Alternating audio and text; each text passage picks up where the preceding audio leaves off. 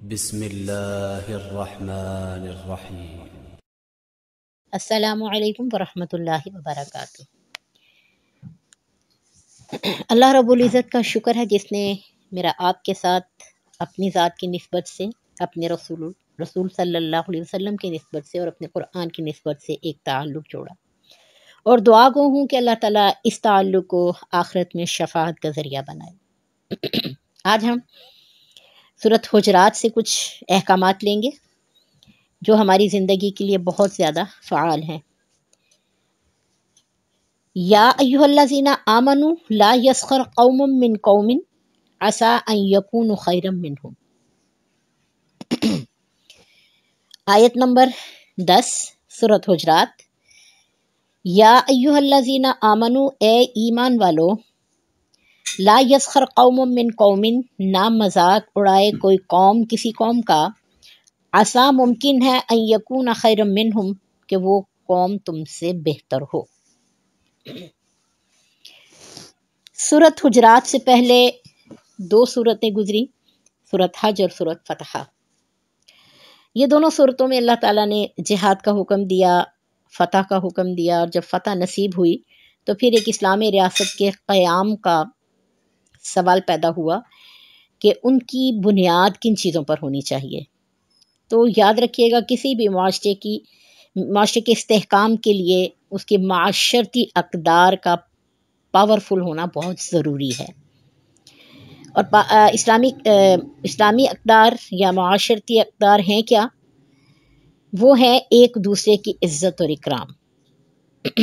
جیسا کہ قرآن پاک میں اللہ فرما رہے ہیں کہ اے لوگوں جو ایمان لائے ہو، یعنی جب آپ نے ایمان قبول کر لیا، اللہ رب العزت کی اطاعت میں آ گئے، تو اب تم پر یہ لازم ہے کہ تم کسی کا مذاق نہیں اڑاؤ۔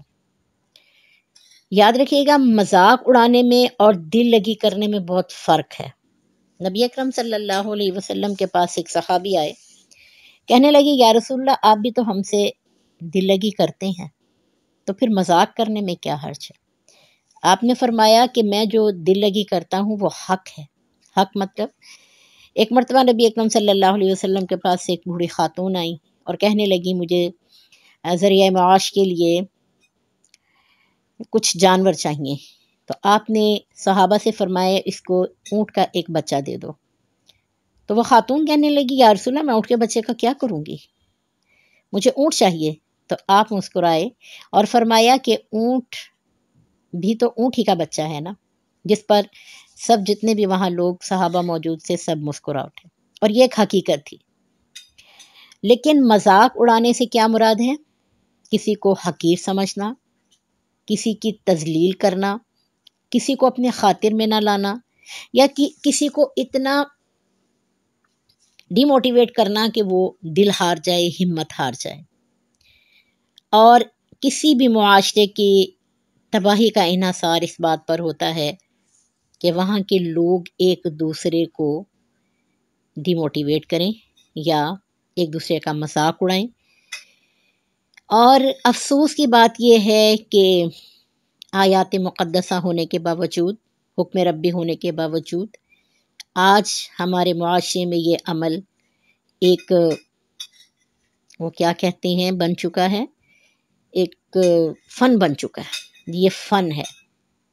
ہمارے میڈیا پر اکثر آپ نے ایسے پروگرام دیکھے ہیں، بڑی کامیابی سے وہ چلتے ہیں، جس میں آپس میں ایک دوسرے کے چہرے پر بات کی جاتی ہے، جسم پر بات کی جاتی ہے، اور بڑا محظوظ ہوتے ہیں اور بڑا اچھا لگتا ہے سب کو۔ ایک عجیب سا وہاں کا ماحول ہوتا ہے، جیسے انسان کو نیچا دکھانے کے لیے یہاں بیٹھا ہوا ہے۔ ایسے پروگرام ہمارے معصوم بچوں کو کیا سکھائیں گے، جبکہ اللہ رب العزت نے تو باتیں ختم کر دی کہ تمہیں اختیار ہی نہیں، تمہیں حق ہی نہیں، تم پر کوئی ایسا ہم نے وہ دیا ہی نہیں ہے کہ تم کسی کا مذاق اڑاؤ۔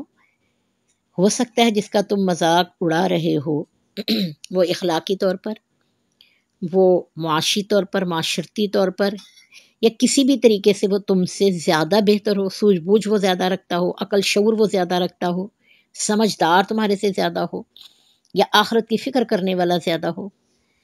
تو یاد رکھیے گا، اللہ تعالیٰ نے کوئی ایسا ترازو کسی کے ہاتھ میں نہیں دیا کہ جاؤ جا کر اس ترازو میں تول کر جس کو جو مرضی کرتے رہو، نہیں، اللہ تعالیٰ نے بات صاف کلیئر کر دی کہ تمہارے پاس کوئی اختیار نہیں ہے، تم کسی کا دل توڑو، کسی کو تکلیف دو، کسی کو اس نام سے پکارو یا کسی کو اس انداز سے مخاطب کرو جیسے آج ہم قومیں، فلاں قوم بہت اچھی ہے، فلاں تو ایسی ہے، فلاں ایسی ہے، ایک دوسرے کو ہم بتاتے ہیں، یا ملکوں کو لے کر ہم ایک دوسرے کی تضحیق کرتے ہیں۔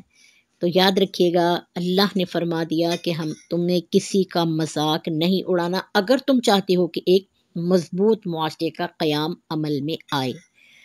تو آج ہمارے معاشرے کی سب سے بڑی گراوٹ یہی ہے کہ ہم ایک دوسرے کی عزت اور اکرام نہیں کرتے، ایک دوسرے کو نیچا دکھانے کے لیے لگے رہتے ہیں، ایک دوسرے کا تضحیق اور مذاق اڑانے میں لگے رہتے ہیں۔ یاد رکھیے گا ان اعمال سے عزتیں نہیں بنتی، دلوں میں نفرتیں پیدا ہوتی ہیں، دل دور ہو جاتے ہیں، ایک دوسرے کے اندر کینہ پیدا ہوتا ہے، اور یہی کسی بھی معاشرے کی تباہی کا پہلا دروازہ ہے۔ تو اللہ تعالیٰ مجھے اور آپ کو اس وبا سے، اس مہلک عمل سے محفوظ رکھیں، ہمیں ہر کسی کی عزت کرنے کی توفیق عطا فرمائے تاکہ ہماری بھی عزت کی جائے۔ اللہ تعالیٰ سے پاکستان کے لیے دعا کرتے رہیے کہ اللہ تعالیٰ اس کو مضبوط بنیادوں پر دوبارہ سے کھڑا کر دے اور اس کے معاشرے کو بہترین معاشرہ قرار دے۔ اللہ حافظ، فی امان اللہ۔